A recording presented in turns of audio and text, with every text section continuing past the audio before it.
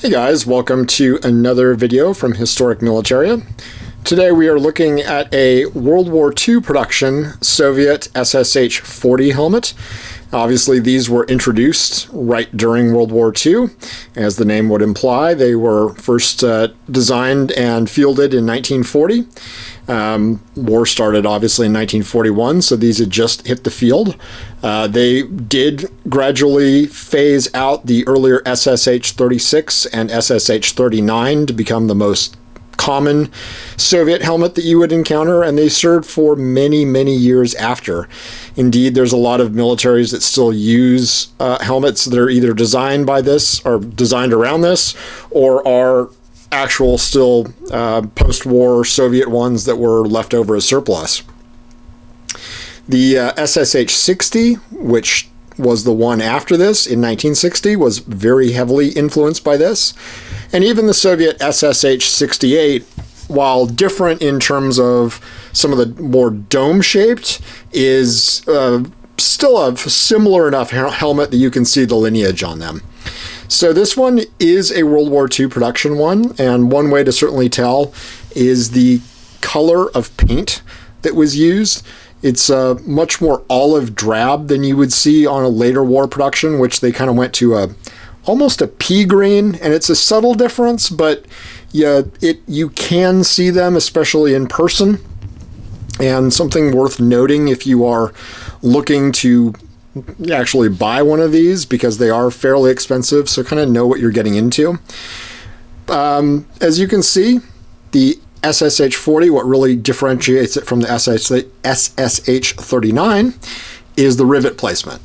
And you have low rivets on this. You've got 3 on that side, and then 3 on the other, for a total of 6 rivets lower down on the shell, rather than up 3 around at the top that you would have on the SSH-39. Now this one does not have a red star on the front. Some do, some don't. Seems like a lot more SSH-40s do not. Just sort of as the war kind of progressed, I believe less were stenciled with that. But this one is in fairly decent condition. It's definitely seen some use, but no abuse, no battle damage. Just a nice, clean example of one. You will find them with different liners. The SSH-39 obviously had a cloth liner as the last liner that was used in it. Sort of the first liner that was used in these was a cloth one, and that is pretty common to find.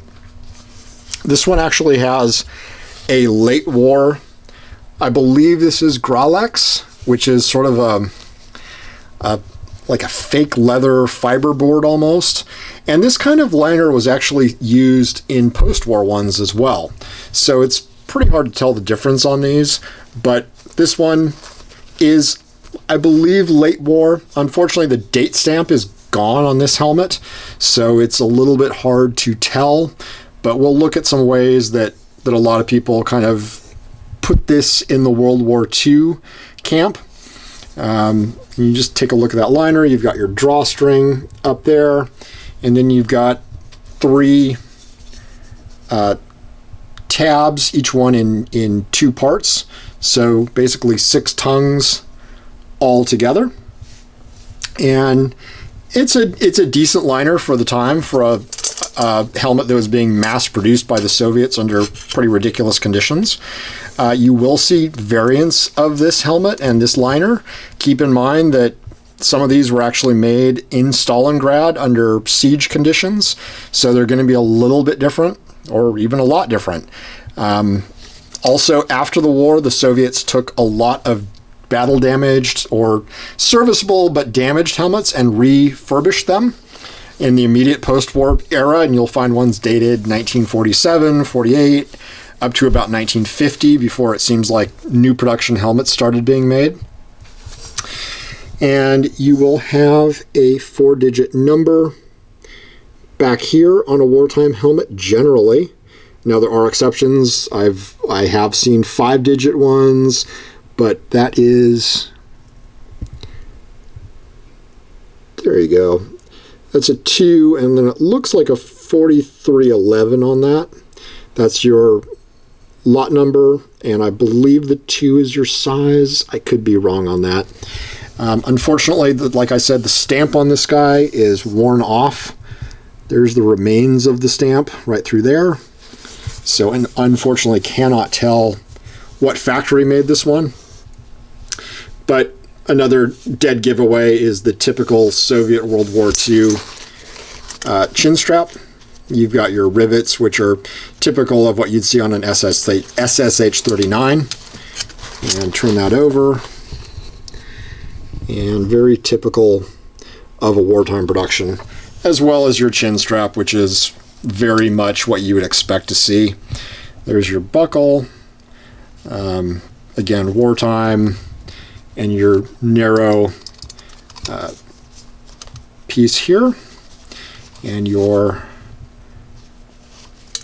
just your chin strap, how it's made, all that kind of good stuff. So it just kind of gives you a couple of things to look for a wartime helmet. Obviously, like I said, there will be differences and exceptions and all kinds of good stuff. Another thing that you will always see is the Soviet star. You will see this on post-war ones as well, so it's not indicative of really anything other than it's a Soviet shell.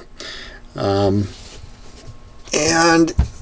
looking in this one, obviously, it's got some rust down there in the bottom. It's got definite use and all that kind of good stuff. But just a really solid example of a Soviet World War II helmet to sort of complete out the series that we've been doing on Soviet helmets. We've looked at the SSH-36, we've looked at the SSH-39, and now a 40. If you enjoy taking a look at this stuff, like and comment. And if there's anything you'd like to see, let us know. We'll see if we can help you out and get our hands on it. And if you enjoy watching these videos, like and subscribe, because there'll be plenty more coming. Thanks for watching.